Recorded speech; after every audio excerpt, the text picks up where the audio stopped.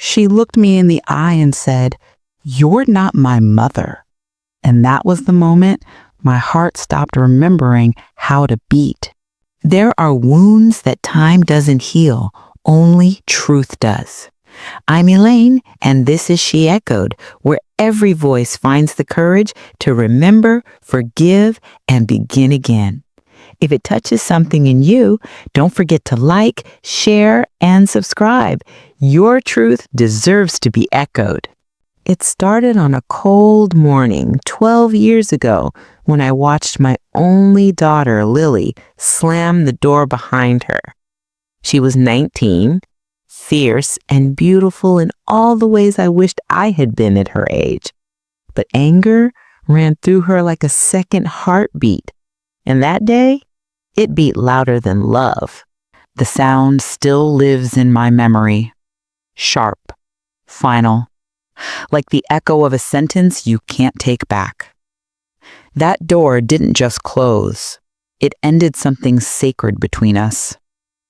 And for a long time, I couldn't decide which was louder, the silence she left behind or the guilt it carried. I stood in the hallway, the morning light cutting across the tiles, touching everything but me. The mug in my hand had gone cold, steam fading like the warmth in our home. Lily's footsteps had already disappeared down the driveway, swallowed by the winter air. "I can't live with someone who lies to me," she'd said, voice trembling but certain. Lie. That word, it became a ghost in my house. It followed me from room to room, sat beside me at dinner, and whispered through every sleepless night. But what she called a lie was to me a desperate kind of love. I didn't want her to hate her father. I didn't want her to feel abandoned. So I made the truth gentler. Or so I thought. When he left us, I told her he'd gone on a business trip.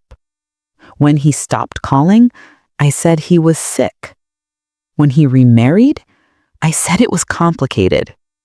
And by the time I found the courage to tell her everything, she was already too old to forgive lies told in her name.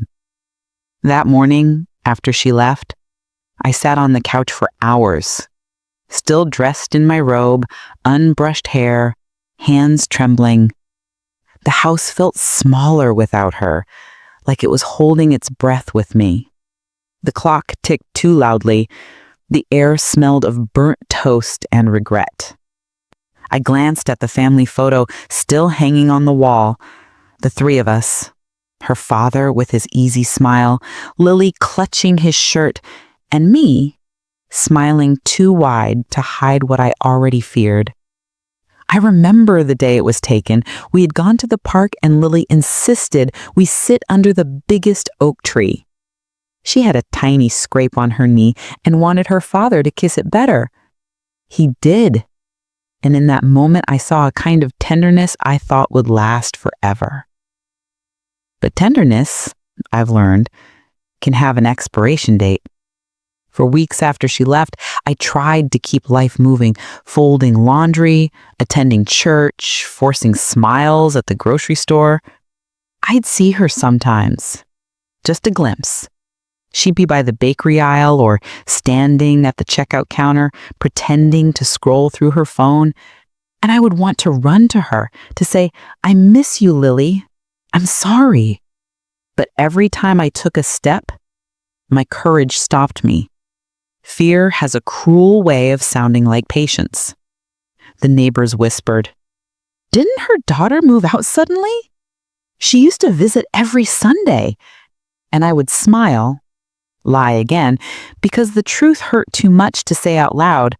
"She's just busy," I'd say softly. "College is hard." But she wasn't too busy. She was just done. At night, I'd sit by the window, looking at the streetlights flickering against the fog. I'd listen for her footsteps like a prayer unanswered.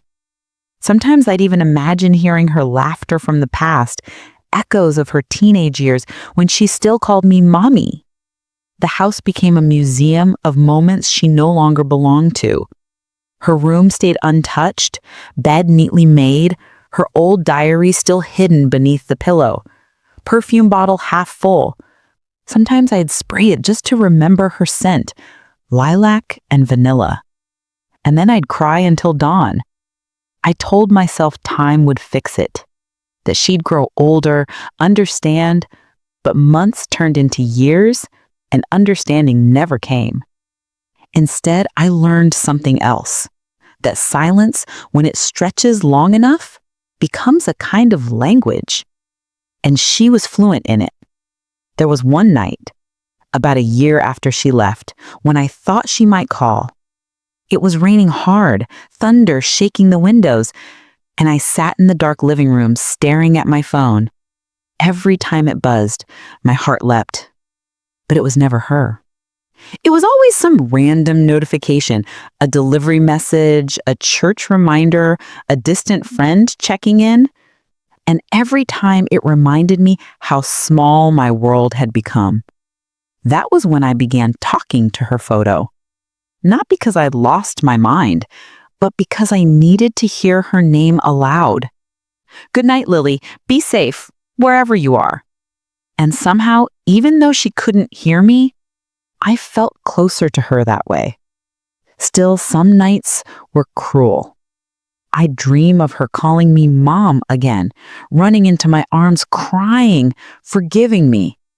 And every time I woke up, the emptiness of the house hit harder. Regret is a kind of gravity. It pulls you down, gently at first, then all at once. That winter, I finally took down the family photo. Not because I stopped loving her, but because the sight of it made it harder to breathe. I wrapped it carefully in tissue paper and placed it in a box marked someday. I told myself that one day, when we spoke again, I'd hang it back up, maybe even take a new one. But deep down, I wasn't sure that day would ever come. I stopped waiting by the window after that, stopped glancing at my phone, but every morning when I poured my coffee, I'd pour 2 cups. One for me, one for the daughter, who might never come home. The years that followed taught me how to live with echoes. Some days the silence in the house was so thick it felt like fog. I'd open the curtains, let sunlight spill across the living room, but even light felt hesitant, like it didn't know where to land anymore.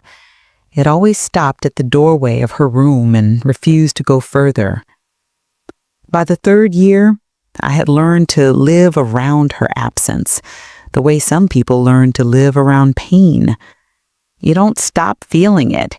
You just stop expecting it to leave. I talked to her sometimes, out loud, while cooking or folding laundry. Not because I'd lost my mind, but because saying her name helped me breathe.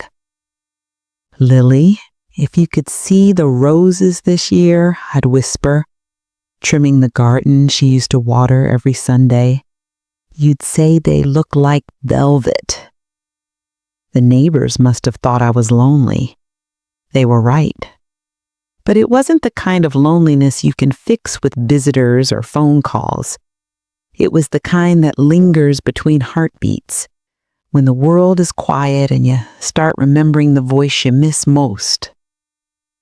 One morning, I was dusting the living room shelf when something on the TV caught my eye. A news anchor's cheerful voice filled the room. Meet Lily Parker, a young entrepreneur turning dreams into events. My heart stumbled. There she was, on the screen. My daughter. Older now, sharper around the edges, but still with that same light in her eyes. She stood behind a decorated wedding arch, smiling for the cameras, her company logo printed neatly on the banner behind her. I froze. It was like watching a memory breathe again.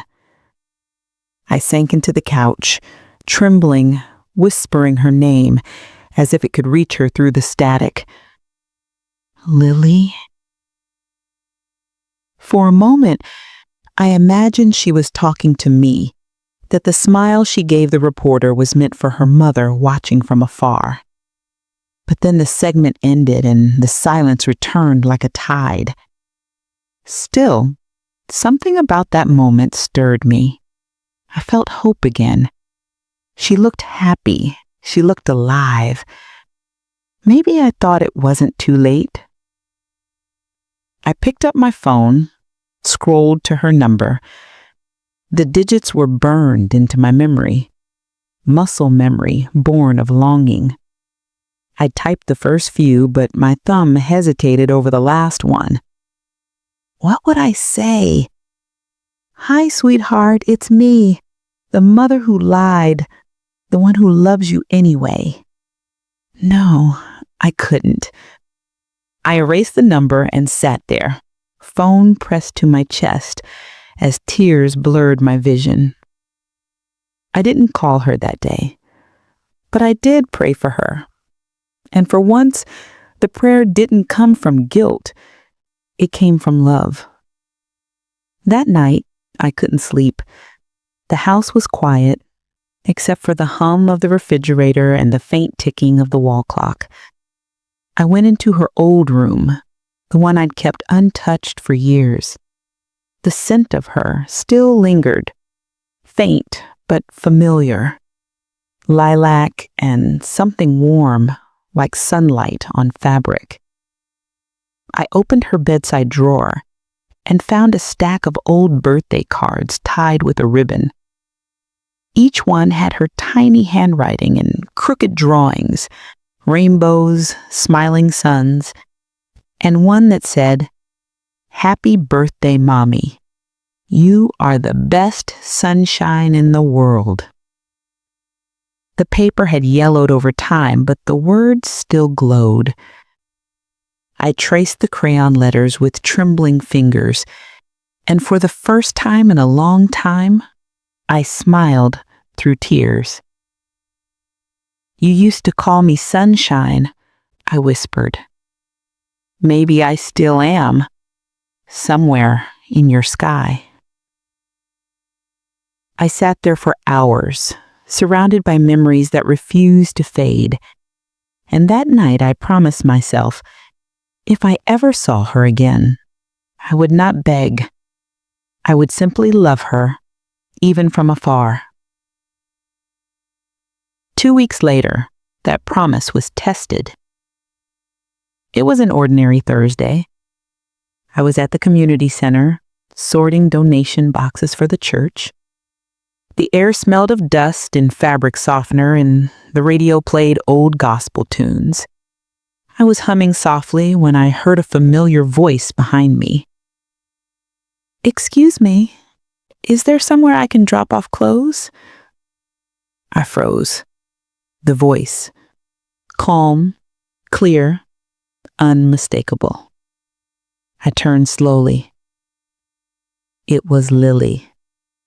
Older, polished, her auburn curls pinned neatly, a soft coat draped over her arm. Her presence filled the room in a way that made everything else go silent. She didn't see me at first. She was focused on organizing the clothes in her bag, placing them carefully into a box labeled Women's. I just stood there breathless, watching the little girl I once rocked to sleep now moving through the world like a stranger. Then she looked up. Our eyes met. For a heartbeat, time folded. The years between us dissolved. It was her, my daughter, but her gaze was cautious, not cold, like someone touching a memory they're not sure they're ready to for. "Lily?" I whispered. She blinked, swallowed, and then forced a polite smile. "Hi, I didn't know you volunteered here." "Every Thursday," I said softly. "I like to keep busy." There was a pause, fragile, trembling with everything unsaid. Her eyes darted around the room, looking for an exit. "Well, that's nice," she murmured, nodding. And then, just before turning away, she added, "Take care, Elaine." Elaine. The name stung. It wasn't meant cruelly, just naturally, the way someone might address an acquaintance. But hearing my daughter call me by my first name felt like a door closing all over again. I wanted to tell her she looked beautiful, that I was proud of her, that I missed her every day, but I just smiled and said, "You too, sweetheart." She walked away. I stayed where I was, holding my breath, listening to the sound of her heels fade down the hallway. It felt like a heartbeat slowing down. Quiet, reluctant, still alive. That night I didn't cry. Instead, I lit a candle and sat in the dark. For the first time in years, I felt peace. Not because we'd reconciled, but because she'd seen me and hadn't turned away. Maybe forgiveness didn't need words, after all. Maybe it just needed presence. The following months moved like gentle tides. I'd see her sometimes at the grocery store or passing by the park. Our interactions were small. A nod, a faint smile, a hello too quiet for the world to hear. But those moments filled something inside me that had been empty for too long. Then one Sunday, after church, she approached me. The morning sun caught her hair as she walked over, hesitant but smiling. "I'm planning a charity gala next month. Would you like to come?" My throat tightened. I nodded, unable to speak. "I'd love to." She handed me a small invitation card and looked me in the eyes this time. Really looked this time. Something in her expression softened, as if she too had grown tired of carrying old pain. And in that silence between us, I felt something return. Not what we once had, but what we could still become. That night I went into the attic and opened the box marked "Someday." The photogram was still wrapped in tissue paper. I unwrapped it carefully, brushing away a thin layer of dust. The image inside, the three of us under that oak tree, had faded a little, but the love in it still shone. I hung it back on the wall. The space it filled felt like sunlight after a long winter. And for the first time in over a decade, I whispered a different kind of prayer. The morning light crept through my curtains like a secret I wasn't ready to face. It touched the kitchen table first, the same one that had seen everything. Lydia's first drawing, her birthday cakes, her letters that never made it to the post office. Now it was just me, my tea, and that empty chair across from me. The silence wasn't peaceful. It was alive, humming with every word we'd left unsaid. I reached for the folded letter lying beside the vase. Her handwriting, so neat, so careful, still carried the scent of her perfume. I didn't need to read it again, but I did. "I'm not angry, Mom. I just don't know how to be your daughter anymore." The words had no sharp edges, but they still cut clean through me. I held the paper tighter, as if the pressure of my fingers could change the meaning. A tear slipped down, landing on the ink. It bloomed like a bruise. The house felt too big now, too hollow.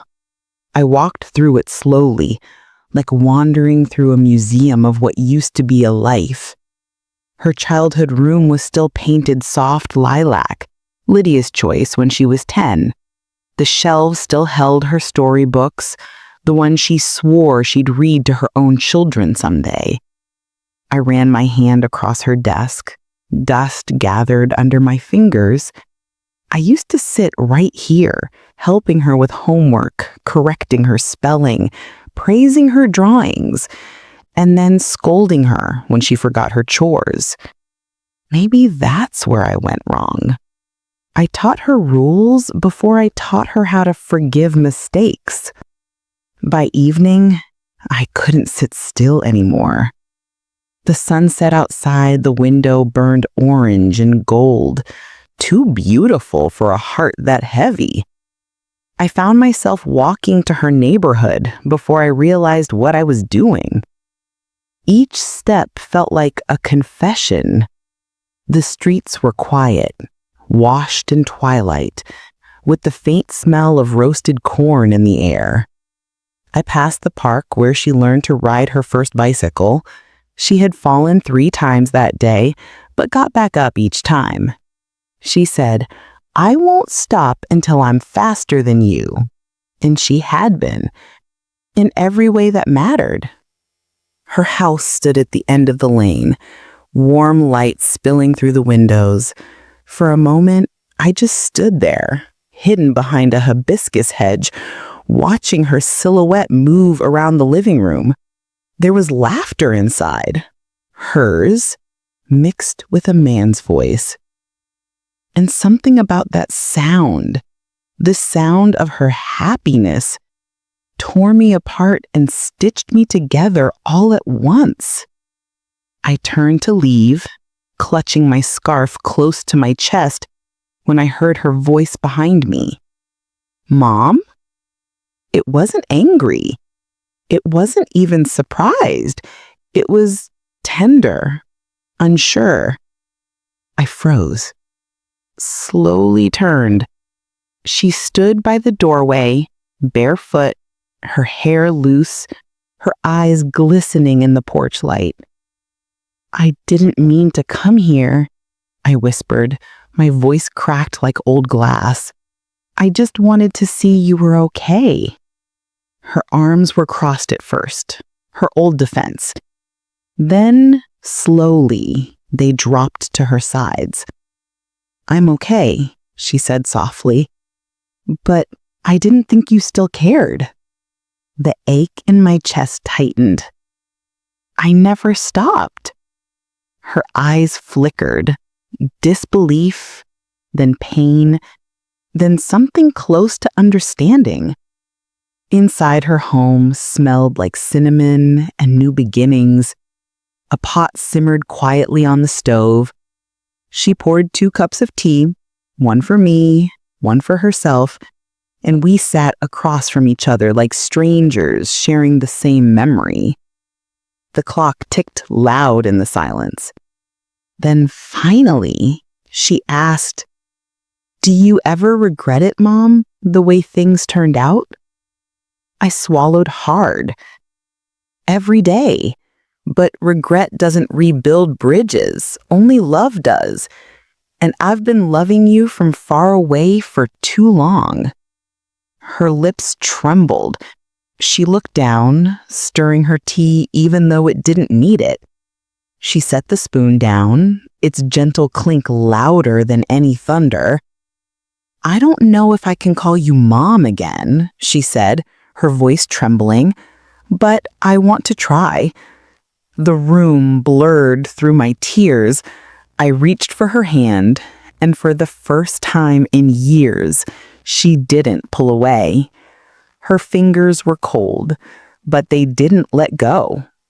We sat there for a long while, saying nothing, just listening to the rain begin to fall outside.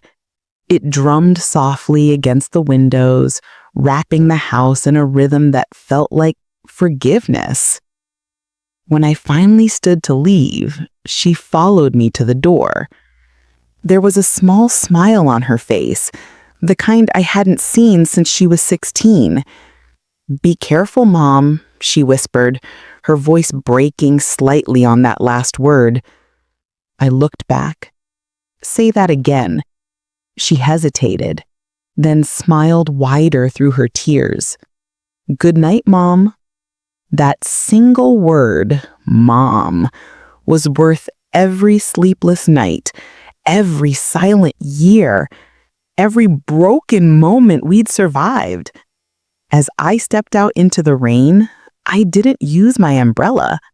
I wanted to feel everything: the cold, the weight, the release. The sky wept, but I didn't, because for the first time in years, something in me had finally healed. The rain followed me home that night, not rushing, not roaring, but whispering softly against the roof like an old friend who finally came to visit after years of silence. It filled the gutters, kissed the windows, and wrapped the house in a steady hush that sounded almost like peace.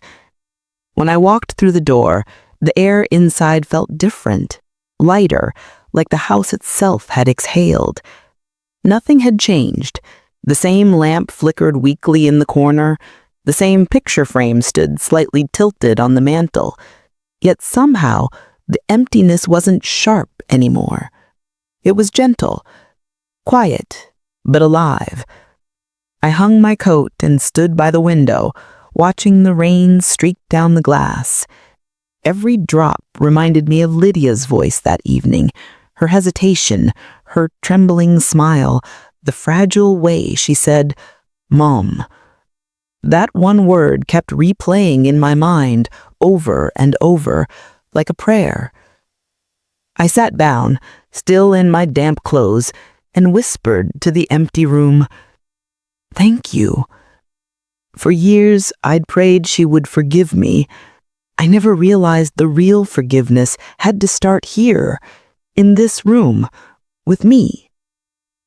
The days after that night felt different, quieter, but not empty. I began waking earlier, letting the sunlight touch my face before I made tea.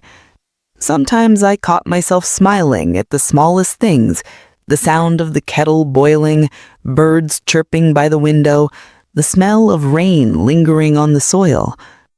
It was strange feeling grateful for stillness. I used to hate it, the silence that followed her leaving. But now I understood. Silence isn't punishment. It's space, the kind that allows love to breathe again. I started tending the garden, the one we planted together when she was 7. The weeds had taken over, but beneath them, I found the roots still alive.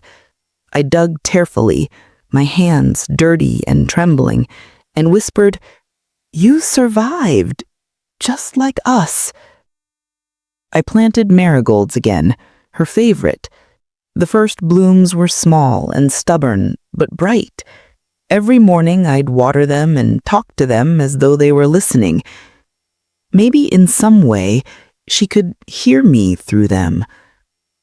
A few weeks later, I was in the garden when I heard a soft knock at the door. It wasn't hurried or nervous, just a gentle rhythm, familiar in some forgotten way. When I opened it, she was there. Lydia. Her hair was pulled into a braid, loose strands falling across her face. She looked different, older, softer, more herself. Her eyes carried something I hadn't seen in years: peace, mixed with a trace of guilt. "Hi," she said simply. Her voice was small, but it held warmth. I smiled, holding the door open. "Hi." She hesitated for a moment before stepping in. The faint scent of rain followed her, mixing with the smell of tea and marigolds from the window. "I brought something," she said, holding up a small basket wrapped in cloth. "Sweetbread. I remembered you liked it."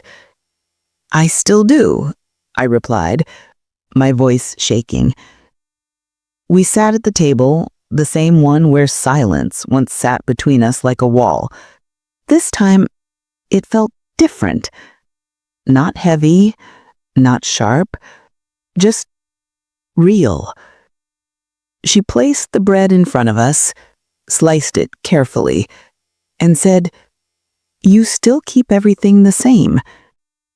I guess I was waiting. For me? I looked up. For peace. She nodded slowly, as if she understood without needing more words. For a while, we just sat there, two people who had run out of anger and found something quieter in its place. Then she asked, almost in a whisper, "Do you still have that picture? The one from the beach?" I reached into the drawer beside me and pulled it out. The photograph was faded now, edges curling. Her small hands were clutching my hair, and my laughter froze mid-frame. She stared at it for a long moment. "I used to think you were perfect back then, but now I know you were just trying." I swallowed hard. I still am. Her eyes met mine, full of things words couldn't carry. She reached across the table and took my hand, slowly, deliberately. Her fingers were cold and trembling, but she didn't let go. "She called you Mom last time. You did. It felt right." My throat closed up. I squeezed her hand, afraid that if I spoke, I'd break whatever fragile peace had settled over us. Later, we moved to the garden. The marigolds had opened fully that morning, bright gold against the damp earth. She crouched down, brushing her fingertips along one of the petals. "You planted these?" she asked. I nodded. "For you." She smiled softly.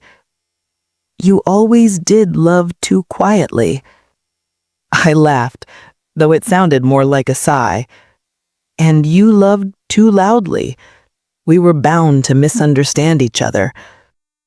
Her laughter joined mine, warm, light, real. It drifted across the yard, blending with the rustle of leaves and the soft hum of bees. For a moment, it felt like the years between us had never happened. When the sun began to set, she stood to leave. I walked her to the gate. The sky was streaked with pink and gold, the kind of evening that makes you believe life can begin again after years of silence. She turned, hesitating. "Be careful, Mom," she said gently. I stopped. The word hung between us, like music, fragile and precious. I didn't tell her to say it again this time. I just smiled and whispered, "I will." She nodded and walked away slowly, her silhouette fading into the light. That night, I stood by the window again. The stars had come out, quiet, patient, steady. I thought of her laugh, her eyes, the way she had said "Mom" without fear. And I realized something I should have known all along. Love doesn't always come back to finish a story. Sometimes it comes back to start a new one. I closed the window gently, whispering to the night, "Good night, my daughter." The wind carried the words away, soft and certain, as if the world itself whispered back, "She heard you." The morning broke soft and golden, like the world had finally exhaled. The kind of morning that didn't need words. It just helped you, gently, until you remembered how to breathe again. I woke to the sound of birds, not many, just one, singing somewhere near the window. the same tune it had sung for weeks, though somehow I was only hearing it now. For the first time in years, I didn't reach for the clock. I just sat there, letting the light spill across my bed, tracing the dust floating lazily in the air. Time didn't matter anymore, not in the way it used to. There was peace now, quiet and small, the kind that doesn't announce itself. It just slips in once you've stopped fighting everything you can't control. Downstairs, the house smelled of warm air and old memories.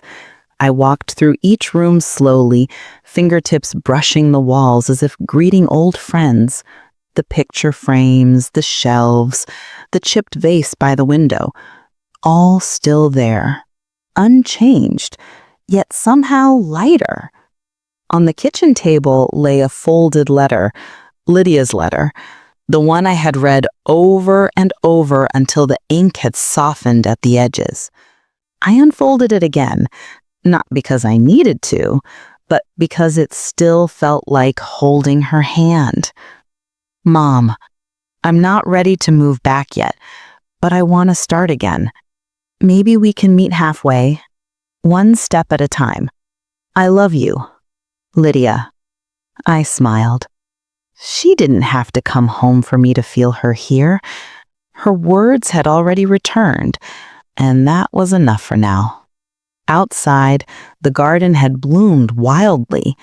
The marigolds we planted years ago had spread across the fence, spilling in thick golden clusters that caught the sun like living fire. Each petal looked like forgiveness, each stem like a piece of us, bent but unbroken. I knelt by the garden bed, hands sinking into the soil, feeling its warmth pulse through me. The earth was damp from last night's rain. I dug a small hollow and placed Lydia's letter there, not as an ending, but as a beginning. You're home now, in every way that matters. When I covered it, the breeze lifted a few petals into the air, tiny glowing sparks drifting toward the sky. For a moment, I imagined they were her laughter. Days turned into weeks. Life didn't change suddenly. It just softened. I found rhythm again. Slow mornings, open windows, the gentle hum of the kettle as it boiled. Sometimes I'd sit on the porch at dusk, holding my tea, and watch the world shift from gold to blue. The quiet no longer hurt. It just existed. At the community center, I began teaching again, not about loss, but about living through it. Women would come in with stories like mine, broken bonds, absent children, guilt that stuck to the skin. I would listen, nod, and tell them, healing doesn't always look like a reunion. Sometimes it's just the courage to keep loving without fear. Each time I said it, I felt it echo inside me, steady and true. One Sunday, as the sun began to set, I heard footsteps behind me while locking up the center. A voice, familiar, trembling, hopeful. Mom? I froze. The keys slipped from my hand, clattering against the concrete. I turned, and there she was, Lydia. Her hair was shorter now, her eyes softer, her face both the same and entirely new. She was holding a small clay pot in her hands. Inside it, a single marigold. I thought we could plant it together, she said quietly. For a moment, I couldn't speak. Every apology we never said, every tear we never shared seemed to hang between us, but this time it didn't feel heavy.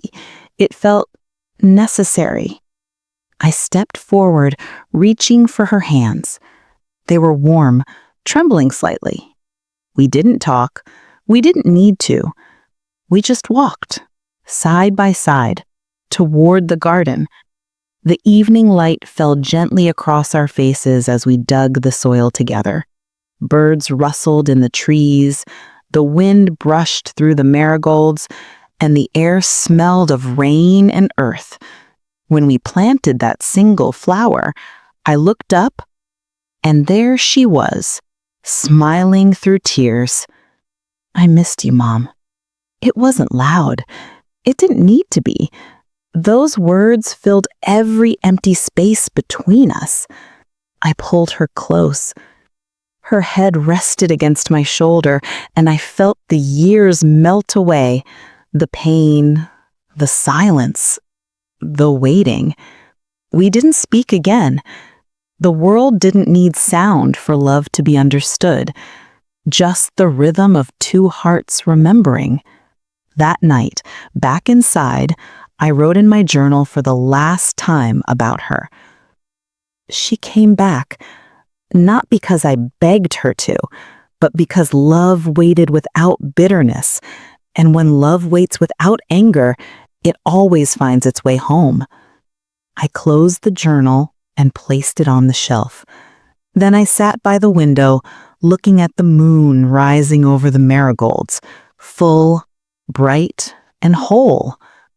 For the first time in a long time, I felt like I was too.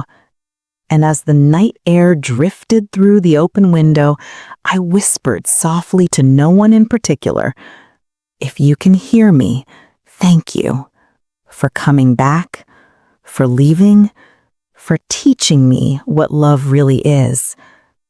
The wind answered, brushing against my cheek like a kiss. Outside, the marigolds swayed in quiet rhythm, golden echoes under the moonlight. And in that stillness, I knew some stories don't end. They simply find peace. Love doesn't demand to be returned. It chooses to remain, even when it's unseen. Sometimes the deepest healing happens not when someone says, "I'm sorry," but when you learn to stop needing the apology to move on. Forgiveness is quiet. It doesn't erase the past, but it softens its edges. And when you finally let go of the idea of what love should look like, you begin to see the beauty of what it truly is. Because sometimes the ones who drift away aren't lost. They're just finding their way back, one fragile heartbeat at a time. Thank you for spending your time with me. If this story touched something in you, share your thoughts in the comments. Your truth deserves to be echoed. This is She Echoed, where every story finds its voice.